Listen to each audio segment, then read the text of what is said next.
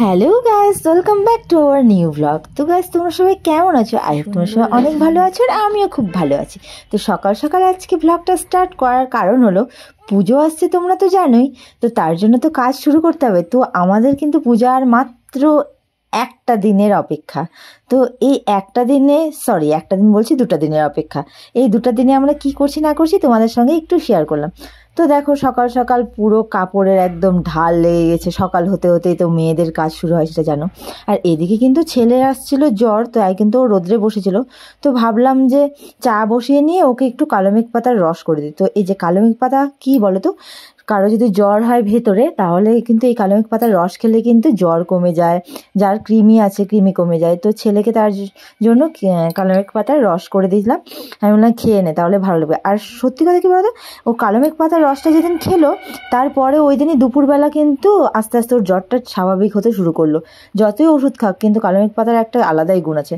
তো তারপরে জল টল খেয়ে দিয়ে কিন্তু সকালবেলা চা, লাল চা আর শুকনা মুড়ি খেয়ে নিলাম। এটাই আমার সকালের খাওয়ার, প্রতিদিন এটাই। আর এদিকে দিদিভাই পূজা দিচ্ছে এইদিকের, আর আমি কিন্তু ওইদিকের পূজা দিয়ে দিয়েছি আগে, যেহেতু তাড়াতাড়ি আমি আজকে উঠে গেছিলাম।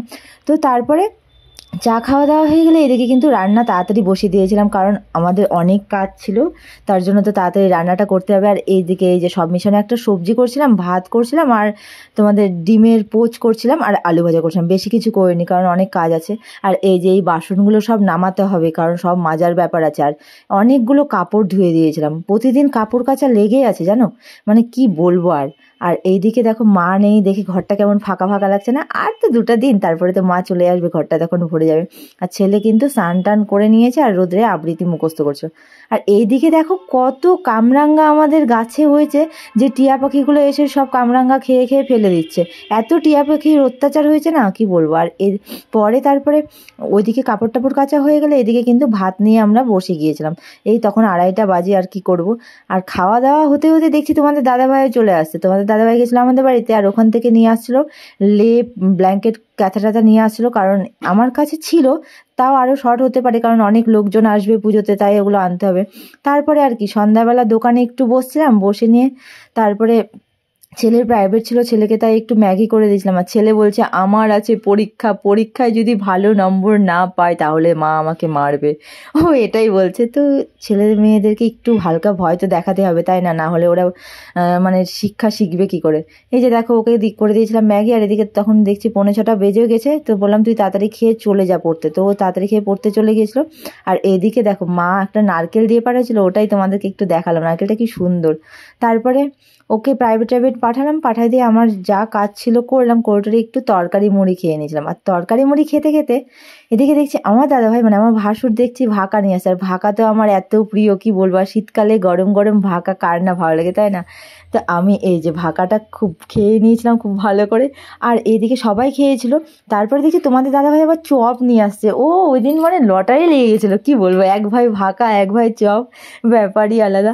তো চপটা কি করেছিলাম, রাত্রেবেলা ভাত দিয়ে খেয়েছিলাম। তো আর ভিডিও করা হয়নি। পরের দিন সোজা জয়ী দেখছি আমাদের ভিডিও করছে, তাও আবার কলপারে কাপড় কাছে, ওটা যে কখন করছে। আর এইদিকে জয়ী দেখো লেপ কিন্তু রোদে দিয়েছিল।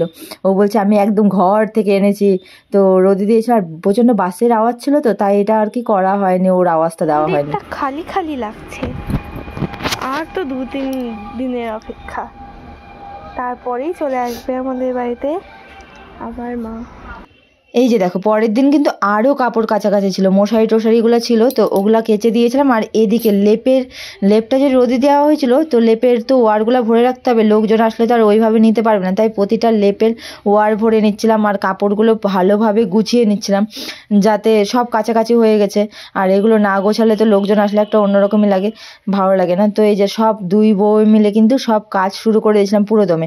আর ভিডিওটা যে আমি করছি, ভিডিওটা কিন্তু এখন এডিটিং করছি, ভিডিওটা কিন্তু অনেক কয়দিন হয়ে গেল, মানে পুজোর 2 দিন আগে। আর পুজো তো হয়ে গেছে, তোমরা সবাই জানো। যেহেতু পুজোর জন্য আমি কয়দিন আর ভিডিও এডিটিং করতে পারিনি, তার জন্য এখন ভিডিওগুলো দিচ্ছি।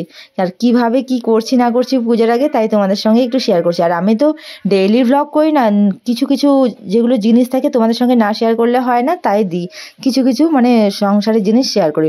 আর ওই যে আগের দিন যে নারকেলটা তোমাদেরকে দেখালাম, সেই নারকেলটাই কিন্তু দিদিভাই এখন ফাটাতে বসছে, কারণ ওর নাকি নারকেলের জলটাও ভালো লাগে আর নারকেলও ভালো লাগে, তাই ও নারকেলটা আগে খাবে। তো আমার ছেলে জয়ী সবাই মিলে খাচ্ছিল, আর আমার নারকেল অতটা ভালো লাগে না, তাই কিন্তু খাইনি।